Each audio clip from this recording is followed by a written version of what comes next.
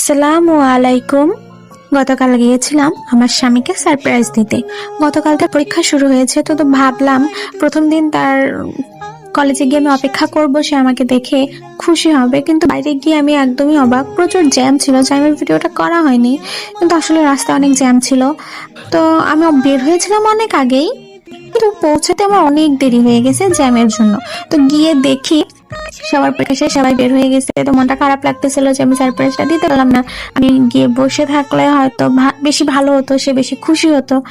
তো যাই হোক, আমি তাকে খুঁজতেছি কোথাও আমার বাঙ্গিকে আমি খুঁজে পাচ্ছি না। বাঙ্গি মানে আমার স্বামী, ওকে আমি কোথাও খুঁজে পাচ্ছি না। ওর ভবনের সামনে গেলাম, যেখানে পরীক্ষা হচ্ছে সেখানেও আমি ওকে খুঁজে পেলাম না, রাষ্ট্রবিজ্ঞান ভবনের সামনেও নাই। তো অনেক খোঁজাখুঁজির পর আমার বাঙ্গিকে আমি পেয়েছি। আমি তো মনে করছিলাম তাকে বোধহয় কিডন্যাপ করে নিয়েই গেছে।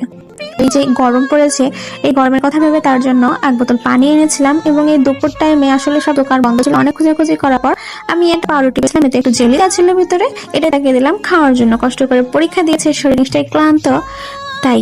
কিন্তু তাকে সারপ্রাইজটা আমার আর দেওয়া হলো না।